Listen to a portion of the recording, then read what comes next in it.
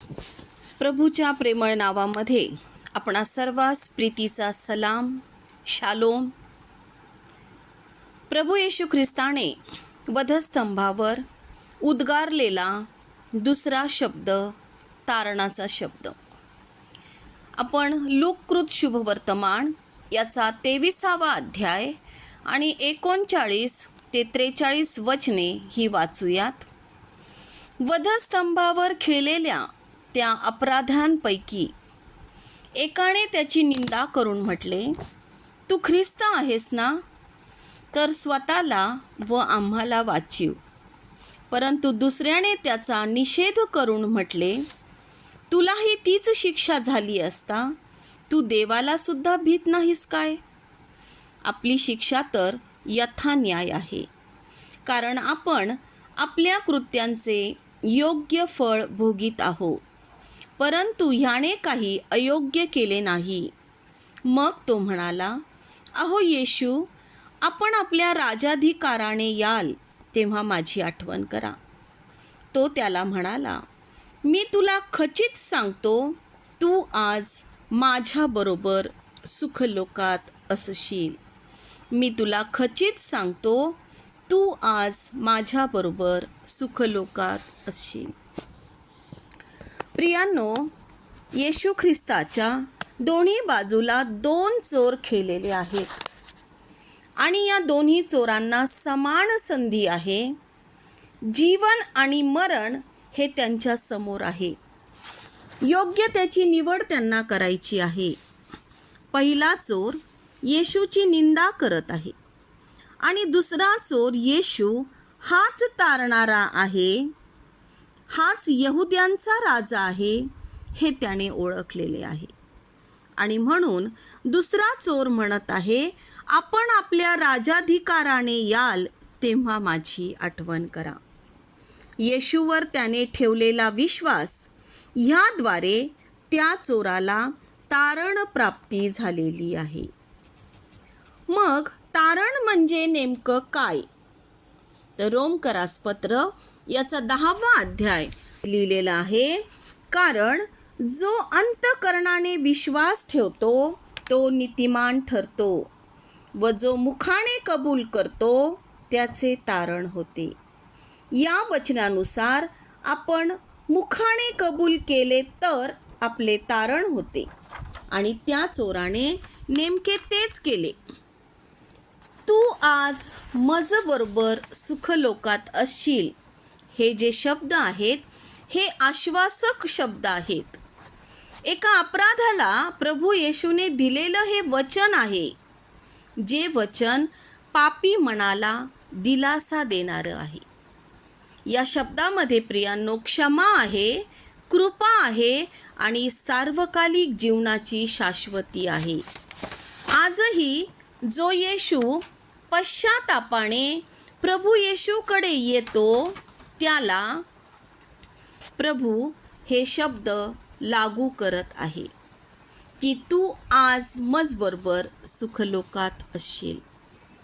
ही समान संधी या दोन्ही चोरांना असताना देखील पहिल्या चोराने प्रभू येशूची निंदा केली आणि म्हटलेले आहे की तू ख्रिस्त आहेस ना? तर स्वतःला व आम्हालाही वाचव. त्याने प्रभू येशूला ओळखले नाही आणि त्यामुळे तो तारणापासून वंचित राहिलेला आहे. त्याने प्रभू येशूचा उपहास केला आणि पश्चाताप केला नाही. मानवाने कितीही चुका केल्या असल्या तरी देव आम्हाला क्षमा करतो. येशूवर विश्वास ठेवल्यावर आम्हाला नवीन आशा प्राप्त होते. मृत्यूच्या दारात असताना देखील जर मनापासून आपण पश्चाताप केला तर तारण हे शक्य आहे. आपण पाहूयात की तारण नेमकं काय आहे. तर तारण हे फक्त कृपेनेच मिळते. जो दुसरा अपराधी किंवा जो चोर आहे त्याने चांगले कर्म केले नव्हते, त्याने कधीच चांगले कर्म केले नव्हते, पण त्याच्याकडे एक चांगली गोष्ट होती आणि तो म्हणजे त्याच्याकडे विश्वास होता.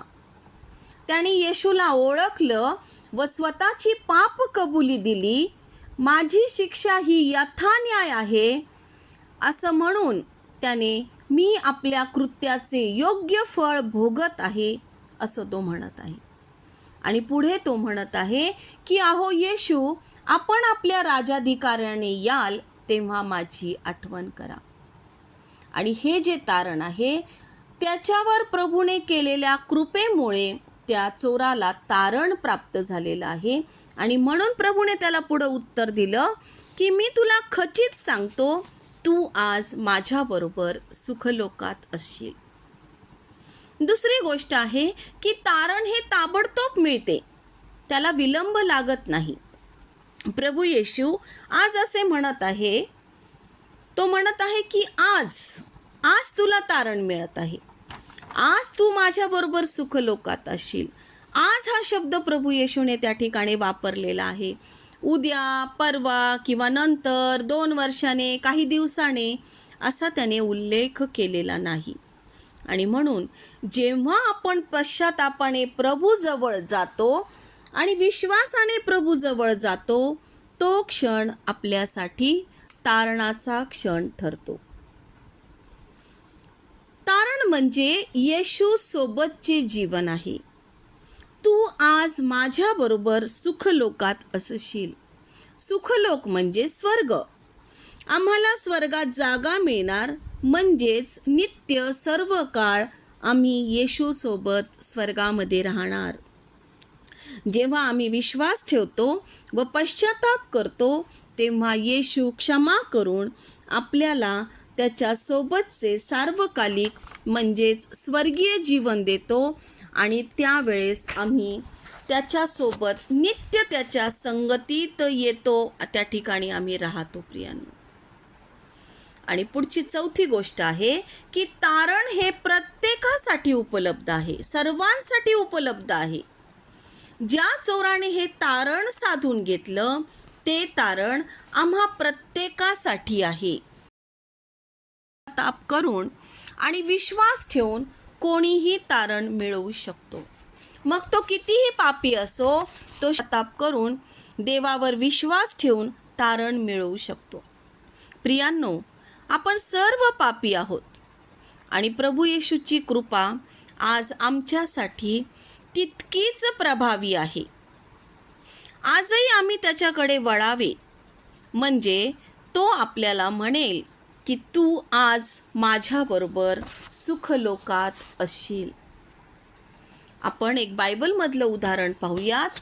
लोककृत शुभवर्तमान 19 अध्याय. आणि त्या ठिकाणी येशूने यरिहोमध्ये प्रवेश केलेला आहे आणि जक्कै नावाचा एक जकातदार, अतिशय श्रीमंत हा मनुष्य येशू कोण आहे हे पाहण्याची धडपड करत आहे. आणि तो उंचीने ठेंगणा होता. त्याला त्या गर्दीमध्ये येशू दिसत नव्हता, परंतु येशूला मनोमन पाहण्याची उत्कट इच्छा त्याच्यामध्ये होती. आणि म्हणून येशू ज्या रस्त्याने जाणार होता त्या रस्त्यावर तो पुढे चालत गेला आणि पुढे त्याला एक उंबराचं झाड दिसलं आणि त्या उंबराच्या झाडावर तो चढला. येशूच्या भोवती भरपूर गर्दी होती आणि येशू त्याच वाटेने पुढे जात असताना त्याने दृष्टी वर केली आणि त्याने पाहिलं की त्या झाडावर जक्कै नावाचा मनुष्य चढलेला आहे. आणि मग येशू त्याला म्हटला, जक्कैया खाली ये, कारण आज मला तुझ्या घरी उतरवायचं आहे. येशू ख्रिस्ताने जक्कैयाच्या मनातले विचार ओळखले आणि तेव्हा जक्कै काय म्हणालेला आहे, तो म्हटला, प्रभूजी पहा, मी आपले अर्धे द्रव्य दरिद्र्यास देतो आणि मी अन्यायाने कोणाचे काही घेतले असेल तर ते चौपट करतो.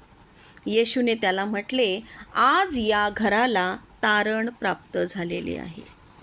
त्याने त्याच्या कृत्याची पाप कबुली प्रभूच्या समोर दिलेली आहे आणि म्हणून प्रभूने तत्क्षणी त्याला म्हटलेलं आहे की आज या घराला तारण प्राप्त झाले आहे. प्रियांनो, विचार करूयात, आज माझे तारण झाले आहे का? आज मी खऱ्या मनाने देवाचा शोध करत आहे का, केला आहे का? आणि जर मला येशूला भेटण्याची उत्कट इच्छा आहे, तर मी माझ्या पापांचा खरा पश्चाताप प्रभूसमोर केला आहे काय? जो पहिला चोर होता त्याने याच्यातली एकही गोष्ट केली नाही. ना त्याने पश्चाताप केला, ना त्याने प्रभूला ओळखलं, किंवा त्याने प्रभूला भेटण्याची इच्छा देखील त्याने दर्शवलेली नाही. प्रियांनो, या ठिकाणी पहिल्या चोराला दैहिक मरण मिळालेच, पण आत्मिक मरण देखील मिळाले. परंतु जो दुसरा चोर होता त्याने पश्चाताप केलेला आहे, विश्वास ठेवलेला आहे आणि त्याने त्याचं तारण साध्य केलेलं आहे. आणि म्हणून या दुसऱ्या चोराला सार्वकालिक जीवन प्राप्त झालं. जो दुसरा चोर आहे तो देवासमोर नम्र झालेला आपल्याला पाहायला मिळतो आणि त्याचे मनाचे परिवर्तन झालेले आहे. आज आपण परीक्षण करूयात की मी देवापुढे नम्र होते काय? ती माझ्यामध्ये ती लीनता किंवा नम्रता आहे काय? मार्टिन लुथर यांनी एक गोष्ट सांगितलेली आहे की एक अरुंद पूल होता आणि तो जंगलामध्ये होता आणि त्या पुलावरून 2 जंगली बोकड समोरासमोरून येत होते. त्या पुलाच्या खाली भरपूर पाणी होते आणि मग एकाच वेळी त्या पुलावरून जाऊ शकत होता. आणि हे दोन्ही बोकड एकमेकासमोर येत असताना जर त्यांनी एकमेकांना धडक दिली असती तर दोघांचाही नाश अटळ झाला असता. जर त्यांनी एकमेकांना धडक दिली असती तर दोघेही त्या पाण्यामध्ये पडले असते किंवा एखादा तरी बोकड त्या पाण्यामध्ये पडला असता आणि त्या ठिकाणी नाश झाला असता.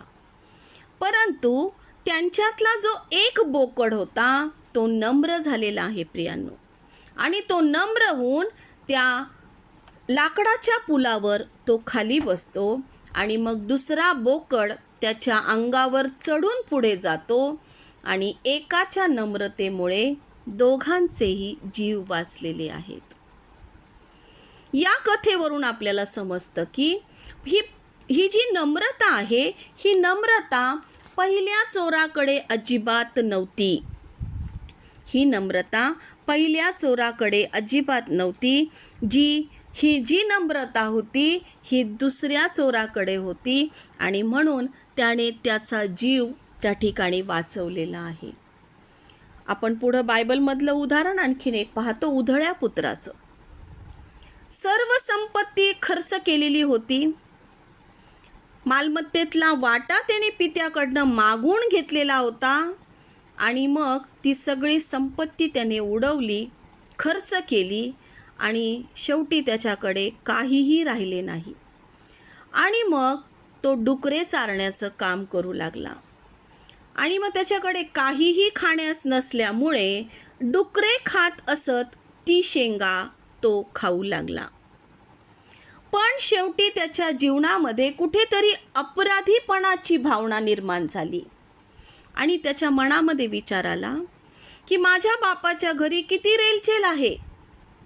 माझ्या बापाच्या घरी नोकर चाकर आहेत, ते खाऊन पिऊन तृप्त आहेत आणि मी इथं जे डुकरे शेंगा खात आहेत त्या शेंगा मी खात आहेत. आणि म्हणून त्याच्या मनात विचार आला की मी माझ्या बापाकडे जाईन आणि त्याच्या जवळ जाऊन बापाकडे जाऊन मी क्षमा मागेन. आणि मग त्याने खरंच तो उठला आणि त्याच्या पित्याकडे गेला, बापाकडे गेला. आणि जेव्हा बापाला कळालं की आपला पुत्र आपल्या घरी आलेला आहे, त्याचं क्षमेचं अंतःकरण त्या पित्याने पाहिलं आणि त्याने खूप मोठी मेजवानी ठेवलेली आहे. आज तो जगिक पिता जर आपल्या मुलाला क्षमा करू शकतो तर आपला स्वर्गीय पिता किती विशेष करून तो आपल्याला क्षमा करेल. आज आमच्याही जीवनात प्रियांनो अनेक चुका होतात, आम्ही खूप अपराध करतो, पण आज येशूच्या चरणाजवळ जाऊन आपण आपल्या पापाची कबुली केली पाहिजे. आमच्यातला जो उद्धटपणा आहे, जो गर्विष्ठपणा आहे, जो उर्मटपणा आहे, तो काढून आम्ही लीन आणि नम्र होऊन प्रभूसमोर येऊयात. दरवर्षी गुड फ्रायडे, दरवर्षी 40 दिवस उपास, दरवर्षी लेंथचा समय, परंतु आमच्यामध्ये परिवर्तन किती झालेलं आहे? आज आमच्यामध्ये परिवर्तन होणं अतिशय गरजेचं आहे प्रियांनो. आम्हाला हा जो लेंथ समय प्रभूने दिलेला आहे, आज जो गुड फ्रायडेचा समय प्रभूने आमच्यासाठी जर नेमून ठेवलेला आहे प्रियांनो, तर आज आमची बदलण्याची प्रवृत्ती हवी. आमच्या जीवनामध्ये पश्चाताप करणं गरजेचं आहे. आम्ही देवावर विश्वास ठेवणं गरजेचं आहे आणि देवाजवळ जाऊन त्याच्याजवळ जाऊन आम्ही नम्र होणं अतिशय गरजेचं आहे. म्हणून आजच प्रियांनो वेळ आहे, आपण परमेश्वराकडे वळूया आणि प्रभूची क्षमा मागूयात की प्रभू, मी माझ्या जीवनामध्ये खूप काही चुकलेली आहे, मी खूप काही चुकलो आहे प्रभू. आणि खरोखर संधी आहे तोच तारण साधून घेऊयात, कारण सार्वकालिक जीवनाचं वाटेकरी आम्हाला व्हायचं आहे. आणि म्हणून आजच आम्ही पश्चात्तप्त अंतःकरणाने आम्ही प्रभूकडे जाऊयात आणि प्रभूला क्षमा मागूयात. मग तो प्रभू येशू आम्हाला म्हणेल, आज तू माझ्याबरोबर सुखलोकात असशील. हे वचन आपल्यासाठी परमेश्वर आशीर्वादित करो. त्याच्या नावाला मान, सन्मान आणि गौरव युगानयुग असो. आमेन.